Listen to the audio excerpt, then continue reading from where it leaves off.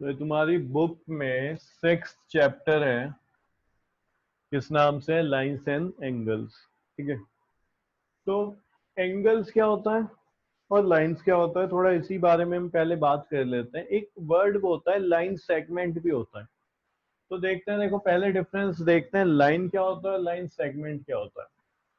तो देखो पहले मैं बात कर रहा हूँ लाइन सेगमेंट की।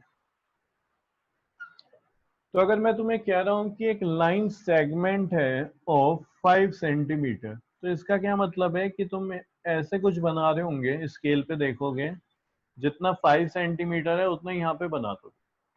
अब ये तुम्हारी लाइन सेगमेंट है क्योंकि इसकी लेंथ है फिक्स।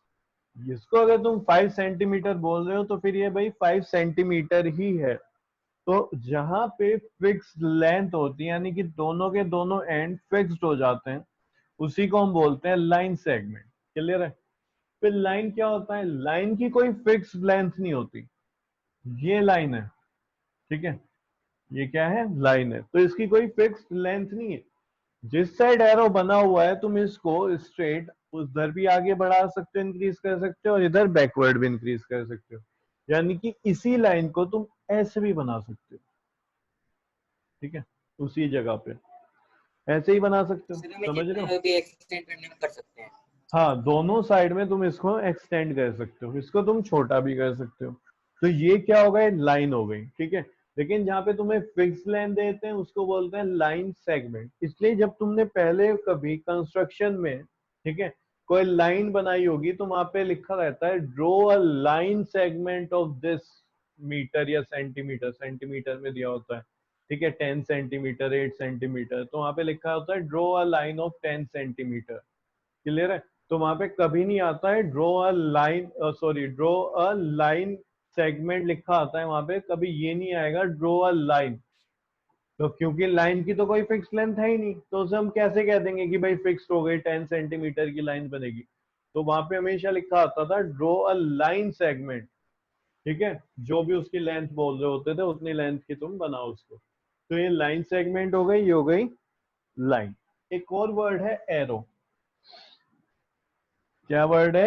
एरो या फिर रे। एरो। एरो या फिर रे। तो रे या एरो में क्या होता है? रे बोल रहे हैं हम यहाँ पे, ठीक है, दोनों सेम है। मैं अब कह रहा हूं कि मैं आगे रे ही बोलूंगा तो समझ जाना। तो रे में क्या होता है? एक एंड तो होता है देखो फिक्स, और दूसरा एंड होता है ये, तुम इसको कितना भी एक्सटेंड कर सकते हो। यानी कि बैकवर्ड में नहीं ले जा सकते तुम इसको इधर, लेकिन तुम इसको फॉरवर्ड कितना ही ले जा सकते हो। बैकवर्ड मतलब तुम इसको ऐसे शॉर्ट तो कर सकते हो। ये जो मैं कर रहा हूँ ये शॉर्ट है, इसको मैं बैकवर्ड नहीं बोल रहा। बैकवर्ड मैं इसको बोलूंगा अगर मैं इसको इधर ले आया। क्लियर है? तो तुम इसको ये नहीं कर सकते हो। ये एंड है फिक्स और इसको जितना चाहो तुम आगे तक इंक्रीज कर सकते हो, तो इसको बोलते हैं रे। अब क्या होता है? लाइन से हमें पता चल गया लाइन क्या होती है, लाइन सेगमेंट भी समझ लिया उसके साथ साथ हमने, और एक रे भी एक्स्ट्रा समझ लिया। रे ही हमें एंगल फॉर्म करके देंगी। कैसे? एक ये वाली यहाँ पे क्या है? रे है, एरो है, ठीक है, समझ रहे हो? और इसके इस पॉइंट से, इसको अगर मैं बोल दूं ए पॉइंट, तो ए पॉइंट से एक और रे है जिसकी डायरेक्शन ये होगी। ए पॉइंट से एक और रे है। तो इन दोनों रेज के जहां पे फिक्स पॉइंट है उनके बीच में इन्होंने कितना एंगल बनाया है। ठीक है, ऐसे ही तो हम शो कर रहे होते हैं एंगल। तो यही क्या होता है भाई? एंगल होता है। यानी कि एंगल हमेशा दो रे के बीच में बन रहा होता है। किसके बीच में बन रहा होता है? दो रेज के बीच में दो हमारा रेंज क्या के बन बीच रहा में होता है? एंगल्स बन रहा होता है। एंगल। ठीक है, तो ये क्या हो गया? एंगल हो गया।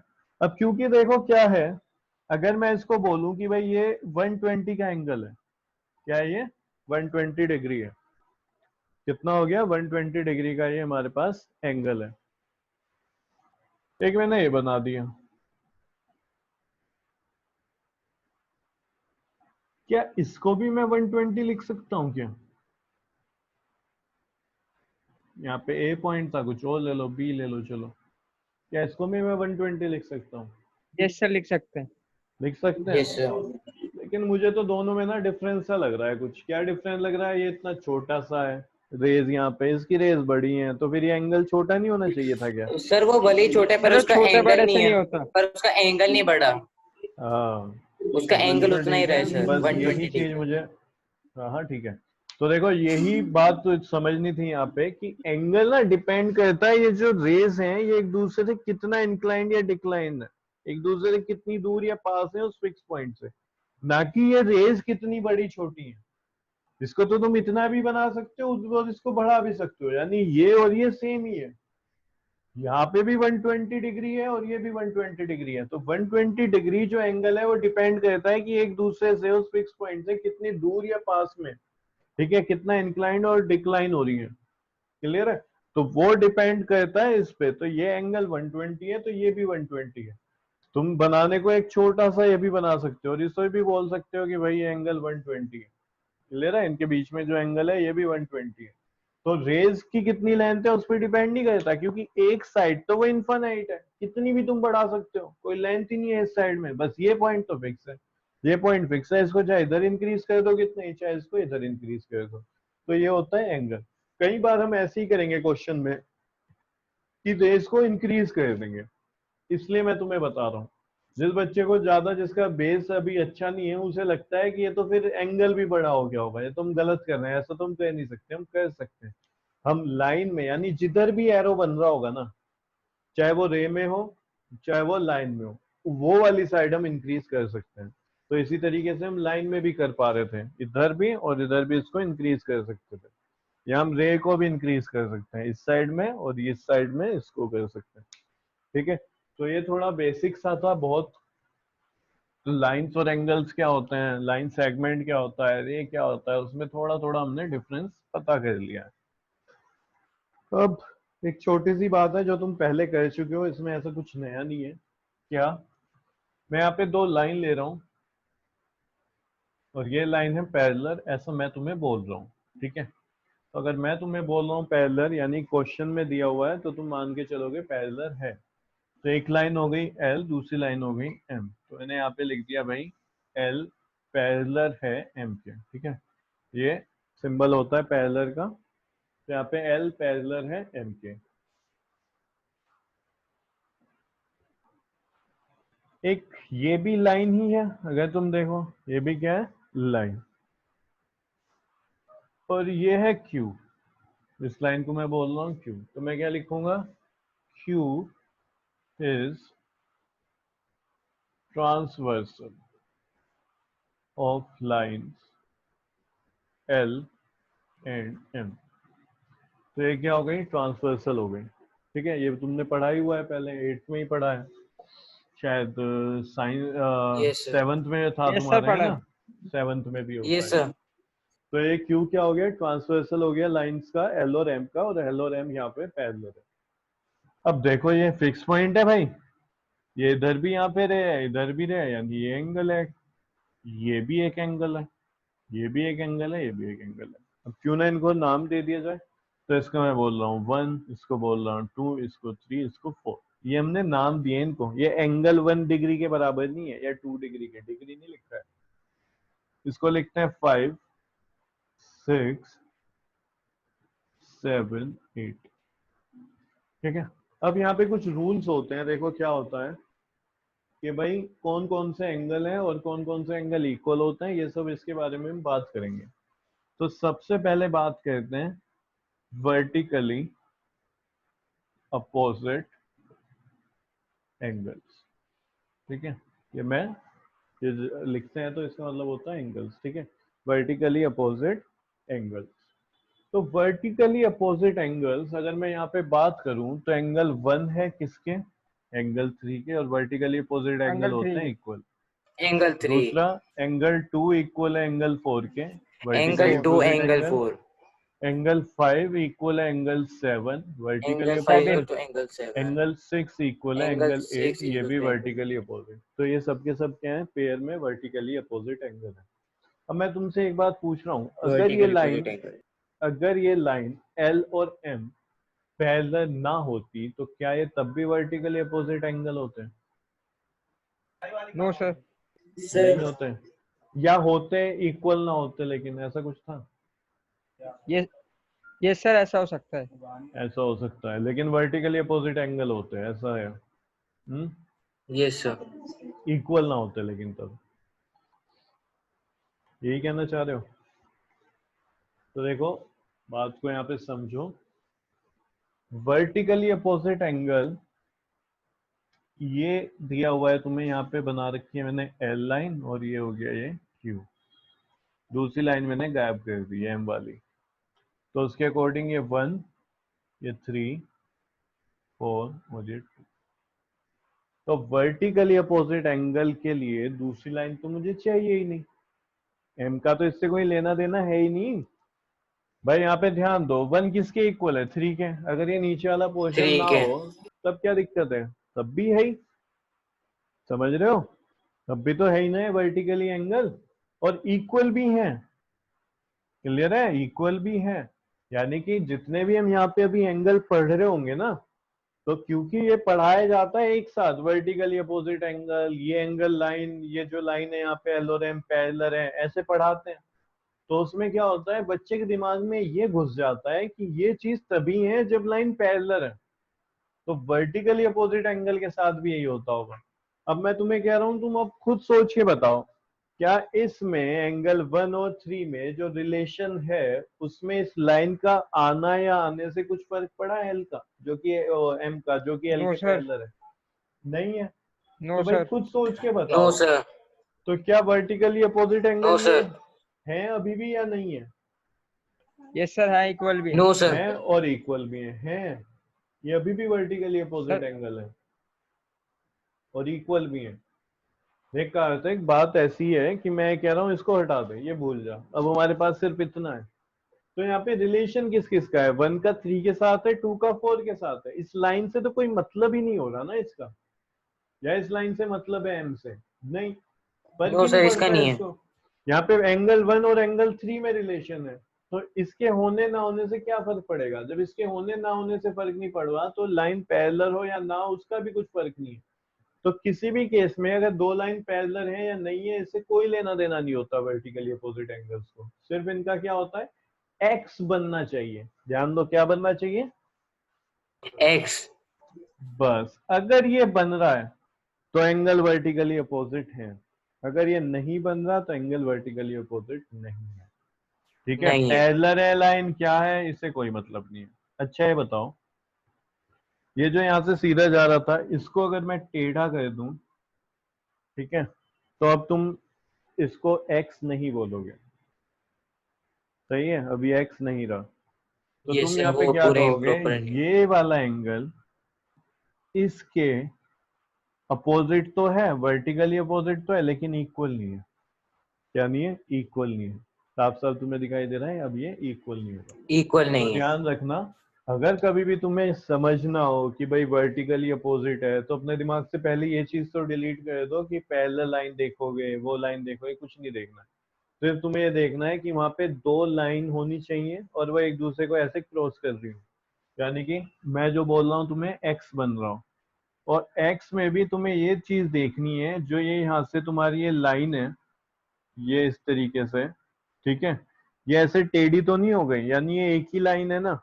अगर मैं इसको यहाँ पे बोल दूं कि ये इस तरीके से ये हो गया, तो अब तुम क्या बोलोगे, अब ये लाइन नहीं बची, ये अब यहाँ पे एक रे है, क्योंकि उसका फिक्स पॉइंट ये हो गया, और ये रे हो गई दूसरी, इसका फिक्स पॉइंट ये हो गया। सर लेकिन यहाँ अगर पे मैं ये वर्टिकली अपोजिट है पर इक्वल नहीं है। इक्वल नहीं होगा, अगर मैं तुम्हें बोल रहा हूँ ये, तो तुम अब इसे रे नहीं बोलोगे, तुम यहाँ पे कह दोगे तो लाइन है, देखो सीधी तो जा रही है, ये इसी का लाइन है, पार्ट है। लाइन।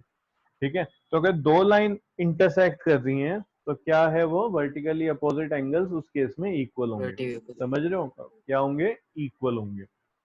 तो इसको कहीं पे इक्वल। बना लो या लिख लो, जो तुम्हें समझ आए, बाद के लिए याद रखने के लिए।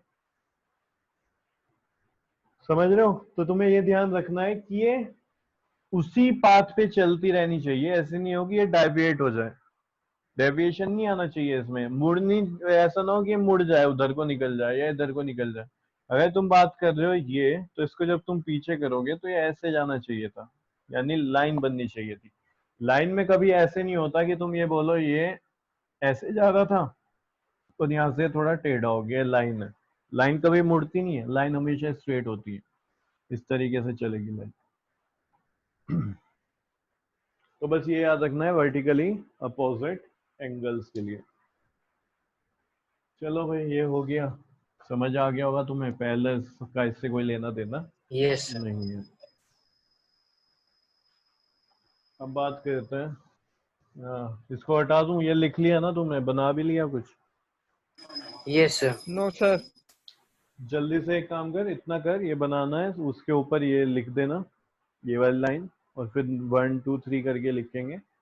मैं हटा रहा हूँ इसको, तो जल्दी से करो। सबसे पहले ये हेडिंग डाल दी तुमने, ये लिखो, उसके बाद ये बनाओ, और फिर ये नंबर 1।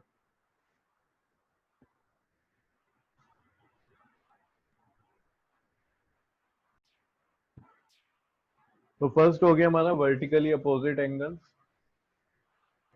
यहीं पे सेकंड बात करते हैं,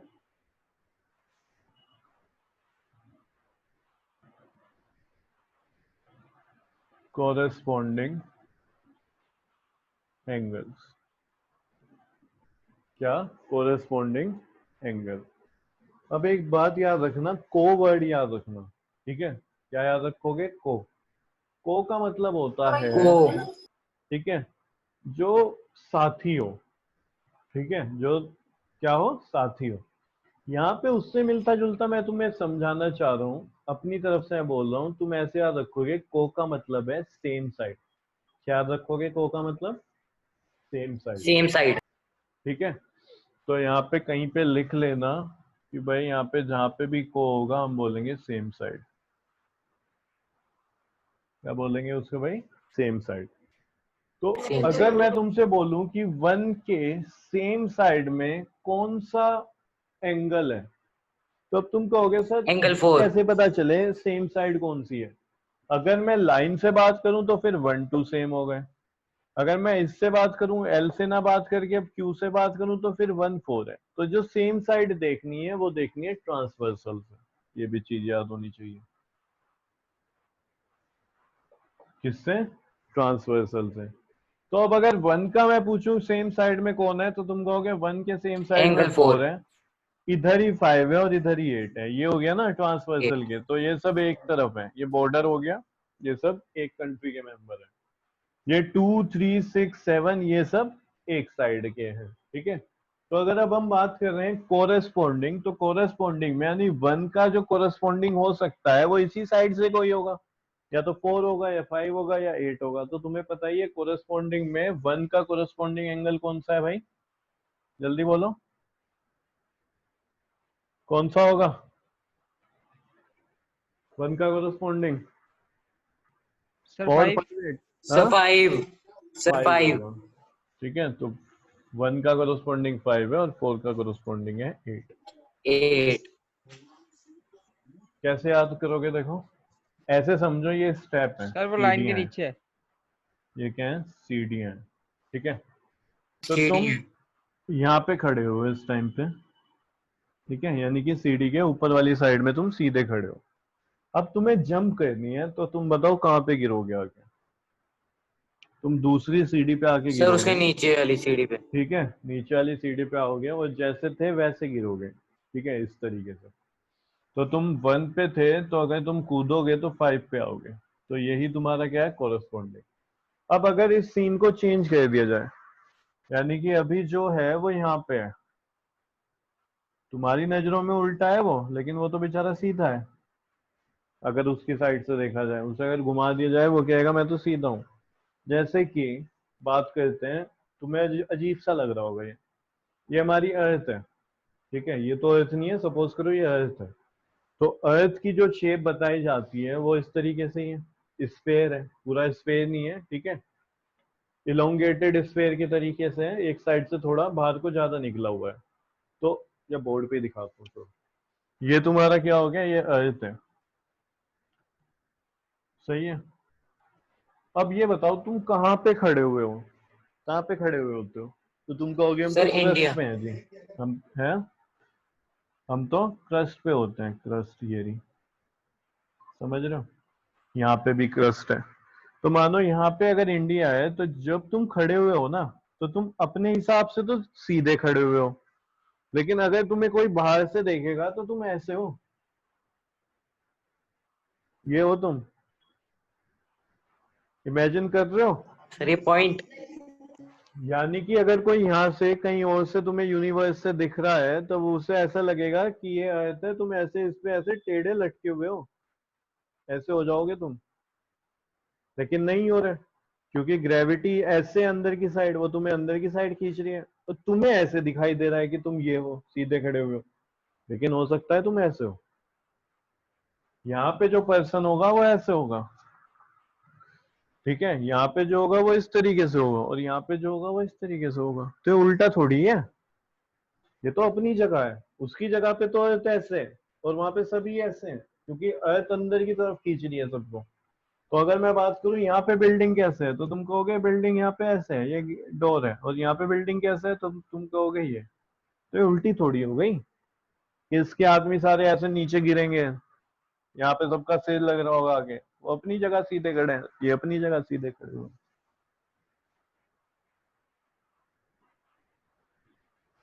क्यों, अजीब लगा कुछ? भाई यही तो है, यस अगर सर, तुम अजीब तो है। देखोगे ये सर ग्रेविटेशन अजीब फोर्स लगा। की वजह से हम हैं, कुछ अजीब नहीं है। ग्रेविटेशन फोर्स की जगह से वजह से हम, अर्थ ऐसे रोटेट कर रही है, ठीक है, ऐसे राउंड में है। तो इंडिया कहाँ पड़ता है? इंडिया तो यहाँ पे है, ये इक्वेटर से ऊपर, ठीक है। ऊपर कौन सा होता है? ट्रॉपिक ऑफ, जल्दी बताओ, कैंसर होता है, कैप्रिकॉर्न होता है?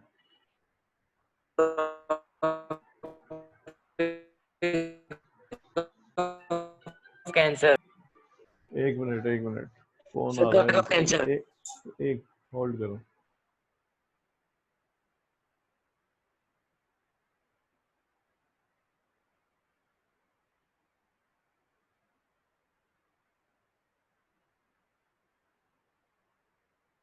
कर रहे थे हम, मैं कह रहा था कि यहाँ पे इक्वेटर होता है, ठीक है, और दो इंपॉर्टेंट यहाँ पे और लाइन होती हैं, ठीक है। कौन सी लाइन होती है? लैटिट्यूड्स होते हैं। Tropic of Cancer, Tropic of Capricorn. तो ऊपर वाला होता है कैंसर, तो इंडिया यहाँ पे है ना, कैंसर से पास होता है, इक्वेटर से तो होता नहीं है, ठीक है। तो यहाँ पे अगर इंडिया है, ठीक है, मैप, अब मैप नहीं बना रहा मैं, कभी कहो ये तो इंडिया जैसा लग ही नहीं रहा, तो उस चक्कर में मत पड़ना। अगर तुम इस जगह पे हो तो तुम ऐसे खड़े हो, ठीक है। ये कौन सा है? ये है तुम्हारा नॉर्थ पोल, तो वहां पे तुम ऐसे खड़े होंगे, जो यहाँ पे होगा वो ऐसे खड़ा होगा, ऐसे खड़ा होगा, ऐसे होगा। तो इस तरीके से, क्योंकि ग्रेविटी क्या है, जो ग्रेविटेशनल फोर्स है वो अर्थ के सेंटर से लग रही है और वो सेंटर की तरफ खींच रही है सबको। तो जो यहाँ पे होगा वो ऐसे खींच रहा होगा, जो इधर होगा वो ऐसे खींच रहा होगा, जो इधर होगा टेढ़े में वो ऐसे ऐसे ऐसे। लेकिन उसे तो अपने जगह फ्लैट ही लग रहा है ना, क्योंकि देखो क्या होता है, सर्कल में भी अगर तुम बात करो तो सर्कल भी कहीं पे जाके फ्लैट हो जाता है। तुम्हें अजीब लगेगी ये बात, मैं बोल रहा हूँ ये सर्कल है, ठीक है। इस सर्कल का सिर्फ इतना पोर्शन देखो, या छोड़ो, ये सर्कल है, ये बताओ ये कहीं से फ्लैट है? कोई ऐसी जगह है जहां से तुम कहो कि ये तो नो फ्लैट सर, है? नहीं है। अब नो हर मैं जगह सर। से तुम्हें कर्व है। बताता हूँ, मैं अब तुम्हें कह रहा हूँ, ये पॉइंट और ये पॉइंट ले लिया मैंने,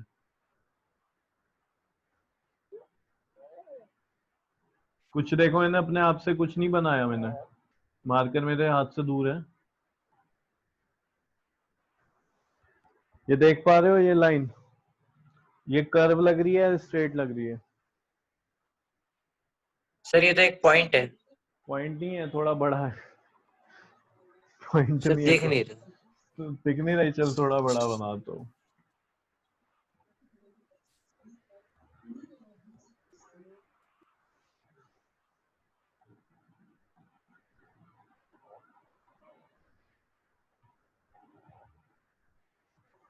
अब दिख रहा है?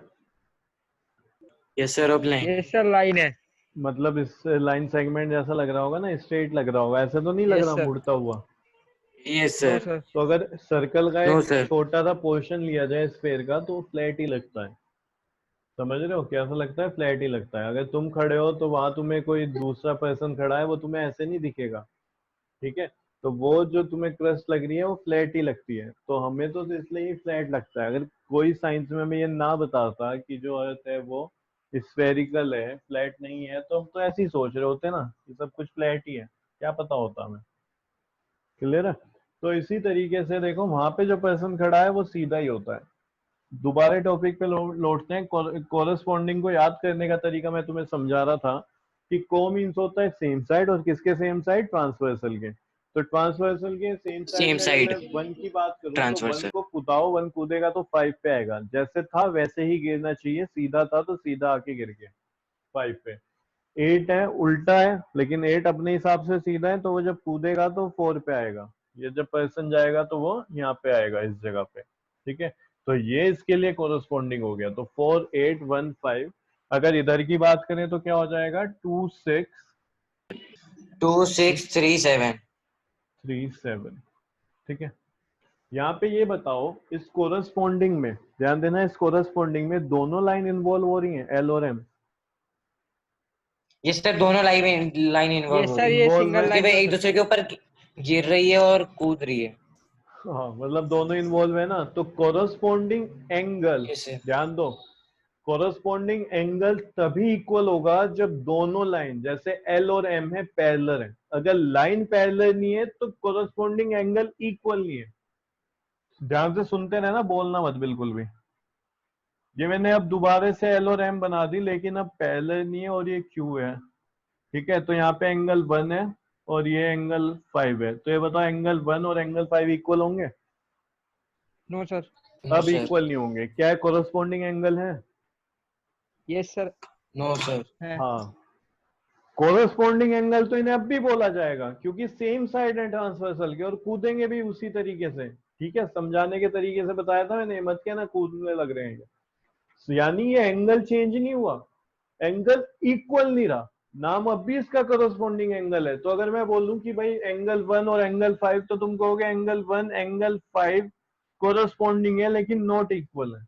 इक्वल नहीं है इस केस में, क्योंकि लाइन पैरेलल नहीं है। तो कोरस्पॉन्डिंग एंगल्स तभी इक्वल होंगे जब लाइन क्या होंगी? पैरेलल होगी। जब लाइन क्या हो जाएगी? पैरेलल हो जाएगी। सेकंड ये हो पैरेलल। गया। थर्ड बात करते हैं, ऑल्टरनेट। ठीक है, पूरा नहीं लिखना, मेरे पास इतना स्पेस नहीं है, तुम लिख लेना। Alternate interior angles. तो जरा ध्यान करो, इंटीरियर मतलब अंदर की साइड, तो अंदर तो यही 4 एंगल हैं, 3 4 5 6। और ऑल्टरनेट यानी इधर उधर, ऑल्टरनेट मतलब इधर उधर। तो 4 का ट्रांसवर्सल से ही देख रहे हैं, को इंटीरियर भी है, को भी हमने कोरस्पॉन्डिंग में भी को भी हमने ट्रांसवर्सल से ही देखा था। तो ऑल्टरनेट होना यानी कि ट्रांसवर्सल से होगा, और इंटीरियर वाले एंगल ही हो, तो 4 का ऑल्टरनेट इंटीरियर एंगल है 6। क्या हो गया जी? 6। 3 का हो गया 5। यहाँ पे भी दोनों राइट। एल और एम इन्वॉल्व हैं, यानी कि ऑल्टरनेट इंटीरियर एंगल भी तभी इक्वल होंगे जब एल और एम पैरेलल है। एल और एम पैरेलल नहीं है तो ऑल्टरनेट इंटीरियर एंगल्स तो होंगे, वो बोले जाएंगे ऑल्टरनेट इक्वल इंटीरियर नहीं एंगल्स, होंगे। लेकिन इक्वल नहीं होंगे उस केस में। फिर बात करते हैं फोर्थ, एक्सटीरियर, सॉरी ऑल्टरनेट, पूरा लिखोगे तुम, exterior angles, alternate exterior angle. अब एक्सटीरियर में होने चाहिए, बाहर होने चाहिए। ठीक है, तो 1 2 बाहर है और 7 8 इनमें ही होगा। तो 1 का ऑल्टरनेट क्या है? जो ट्रांसवर्सल के उधर होगा, जल्दी बताओ। Angle 7। Angle angle 1 equal 7, to angle 7। और angle 2 is angle 2 equal equal to, to angle 8। तो ये क्या हो गया? Alternate exterior angle. क्या इसमें भी एल और एम इन्वॉल्व है ये सर इन्वॉल्व है। और पैरेलल है? ये तभी इक्वल है, अगर पैरेलल नहीं होंगे यस तो ये सर। इक्वल नहीं होगा, लेकिन ऑल्टरनेट एक्सटीरियर एंगल बोला जाएगा, इक्वल नहीं होगा उस केस में। लास्ट है जो कि इंपॉर्टेंट होता है, को इंटीरियर एंगल्स। को इंटीरियर एंगल्स, अब देखो, को मतलब same side. Same same side. Side, interior angle same अगर हो साइड। तो इंटीरियर एंगल अंदर कौन कौन से हैं? अंदर। सर, अंदर 3 वाले, 4 6 5। 3 है 4 ना? 5 6। 3 4 5 6, तो इन्हीं में कुछ बात चल रही होगी। अब जहां पर को आया, इंटीरियर आया, तो ये 4 एंगल, जहां को आया तो सेम साइड, यानी 4 और 5 में रिलेशन होगा, 3 और 6 में रिलेशन होगा। यहाँ पे इक्वल का रिलेशन नहीं है, यहाँ पे सम का रिलेशन है। एंगल 4 प्लस एंगल साइड, जो कि दोनों इंटीरियर एंगल है और को इंटीरियर है, तो इनका सम होगा 180 डिग्री। इसी तरीके से एंगल 3 प्लस एंगल 6, इनका सम होगा 180 डिग्री। तो को इंटीरियर एंगल का सम होता है 180 डिग्री। अब क्योंकि इसमें भी दोनों में एल और एम इन्वॉल्व हुए हैं, ठीक है, दोनों में है ना, देखो टच हो रहा है, इन्वॉल्व होने का मतलब क्या है? टच है। एंगल 4 में अगर तुम ध्यान दो तो एल से टच हो रहा है और ट्रांसवर्सल से। एक बात और ध्यान रखना, कभी भी जितने भी एंगल है सबके सब ट्रांसवर्सल से टच होते हैं। अगर मैं तुम्हें डायग्राम में ये दे दूं और बोलूं कि भाई बताओ एंगल 4 क्या है, तो ये बिल्कुल मत कह देना कि एंगल 4 और एंगल 6 ऑल्टरनेट है ना, बात हो जाएगी गड़बड़। एंगल टच होना चाहिए अगर तुम इन एंगल्स की बात कर रहे हो, ठीक है। ये सभी एंगल्स कब मिलके बनते हैं? जब वो ट्रांसवर्सल से और इन पैरेलल लाइन में से किसी एक को ही टच करेंगे, दो को तो कह नहीं सकते टच कर रहे हो, ठीक है। तो ये पूरा एंगल अब हुआ है। तो को इंटीरियर में सम होता है 180 के इक्वल इनका। अगर एल और एम पैरेलल नहीं है तो सम फिर 180 नहीं होगा। एंगल तो ये को इंटीरियर है 4 और 5, लेकिन इनका सम 180 डिग्री नहीं होगा। लिख लो इसको। सर यहाँ पे